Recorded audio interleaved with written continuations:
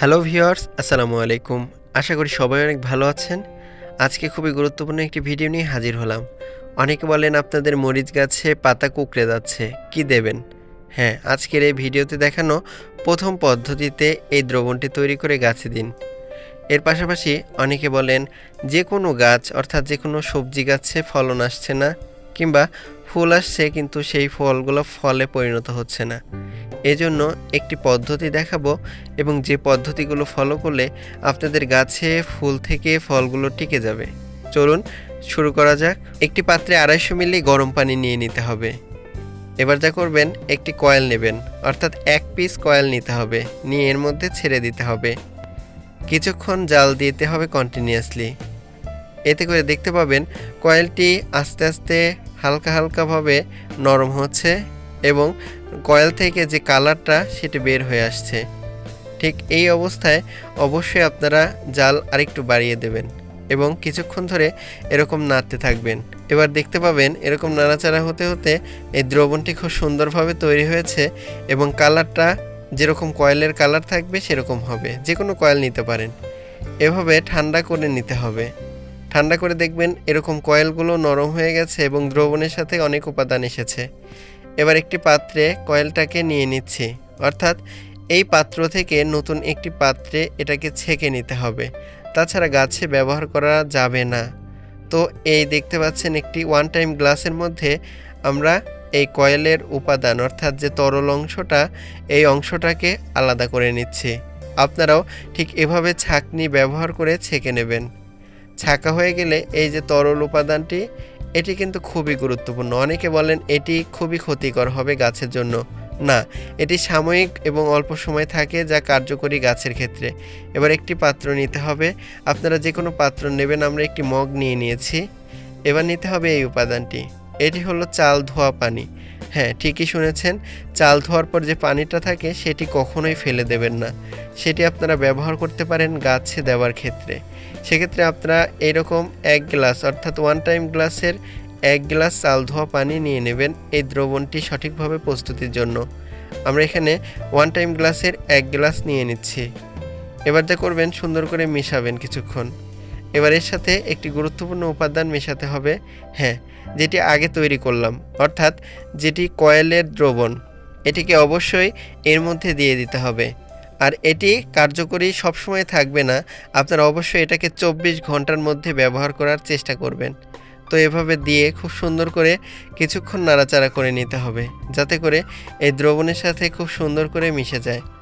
এভাবে কিছুক্ষণ নাড়াচাড়া করার পরে এর সাথে আরেকটি উপাদান মেশাবেন। এটি হলো শ্যাম্পু। আমরা এখানে সানসিল্ক শ্যাম্পু ব্যবহার করেছি, আপনারা যে কোনো শ্যাম্পু ব্যবহার করতে পারেন। তো কতটুকু ব্যবহার করবেন? শ্যাম্পু ব্যবহার ক্ষেত্রে অবশ্যই একটি নিয়ম রয়েছে। আপনারা এই 250 মিলি দ্রবণ অর্থাৎ 250 মিলি কয়েলের দ্রবণের জন্য যতটুকু নেবেন সেটি হলো 1 চামচ পরিমাণ। আপনাদেরকে যদি দেখাই, দেখতে পাচ্ছেন 1 চামচ পরিমাণ এই শ্যাম্পু অর্থাৎ এই উপাদানটি নিয়ে নিতে হবে। আর যেটি গাছের পাতায় প্রয়োগ করলে গাছের পাতা পিচ্ছিল হবে, যাতে করে পোকামাকড়ের উপদ্রব কমে যাবে। তো দেখতে পাচ্ছেন এভাবে সুন্দর করে দ্রবণের সাথে মিশিয়ে ফেলতে হবে।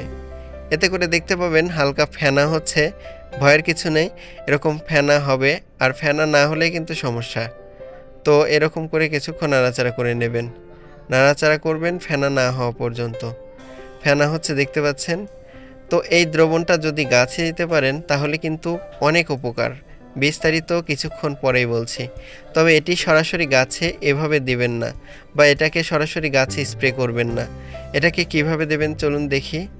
শুরুতেই 2 দিন এই দ্রবণটাকে একটি জায়গায় রেখে দিন। 2 দিন রাখার পরে যা করবেন, এটাকে খুব সুন্দর করে দ্বিতীয় দিন খুব সুন্দর করে নাড়াচাড়া করে নেবেন।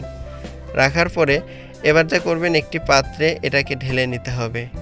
ঠিক এরকম একটি বোলের মধ্যে বা যে কোনো পাত্রে আপনারা ঢেলে নেবেন। ঢেলে নেওয়া হয়ে গেলে এই দ্রবণে অবশ্যই কিছু উপাদান মেশাতে হবে। সেটি খুবই সহজ এবং সিম্পল। এজন্য কি করবেন চলুন দেখে নেওয়া যাক। এজন্য একটি পাত্র নিয়ে নেবেন। আমরা এখানে মগ ব্যবহার করছি।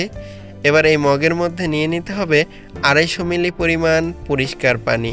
দেখতে পাচ্ছেন, আপনারা অবশ্যই 250 মিলি পরিষ্কার পানি নিয়ে নেবেন একটি পাত্রে। এবার নেওয়া হয়ে গেলে এবার যা করবেন, এই 250 মিলি পানির জন্য বা দ্রবণের জন্য কিছু পরিমাণ দিতে হবে এই উপাদান, অর্থাৎ যেটা আমরা তৈরি করলাম। তো এটি কতটুকু দেবেন? এটি আপনারা 200 মিলি কিংবা 250 মিলি দিয়ে দিতে পারেন, অর্থাৎ 50-50 অনুপাতে দিতে হবে, অর্ধেক পানি এবং অর্ধেক এই দ্রবণ। তবেই কিন্তু এই দ্রবণটা হার্মফুল বা ক্ষতিকারক হবে না। আমরা দেখতে পাচ্ছেন এখানে 250 মিলি পরিমাণ দিয়ে দিচ্ছি, আপনারা এটি দিয়ে দিতে পারেন। এবার খুব সুন্দর করে নাড়াচাড়া করে নিতে হবে যাতে করে এই দ্রবণের সাথে মিশে যায়। এবার নাড়াচাড়া করা হয়ে গেলে এটি কিন্তু গাছে দেওয়ার জন্য একেবারে প্রস্তুত। আর আপনারা এটি গাছে স্প্রে করে দেবেন বিকেলে 7 দিন পর পর, পোকামাকড় একটাও থাকবে না। এটি গাছে দেওয়ার ক্ষেত্রে অবশ্যই গাছে স্প্রে করে দেবেন। এছাড়াও এই টেকনিকটি শিখে রাখুন। প্রথমে একটি বোতল নিয়ে বোতলের এক সাইডে ঠিক এরকম 4 কোণাচে করে কেটে নেবেন। এবার উপরের দিকে একটি ছিদ্র করে একটি তারকে এরকম বসিয়ে নিয়ে এটাকে অবশ্যই একটি কাঠির সাথে শক্ত করে এটে বেঁধে দেবেন।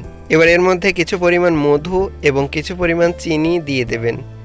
এতে করে দেখতে পাবেন পরাগায়নের জন্য যে পোকামাকড় সেগুলো কিন্তু চলে আসবে। এতে করে নিয়মিত পরাগায়ন হবে, গাছে ফুলগুলো টিকে যাবে। এই পদ্ধতি যদি আপনি ফলো করেন তাহলে অবশ্যই অতিরিক্ত খরচ করে কোনো প্রকার জৈব সার বা কিছু দিতে হবে না, অটোমেটিক্যালি গাছের ফলগুলো টিকে যাবে। ধন্যবাদ।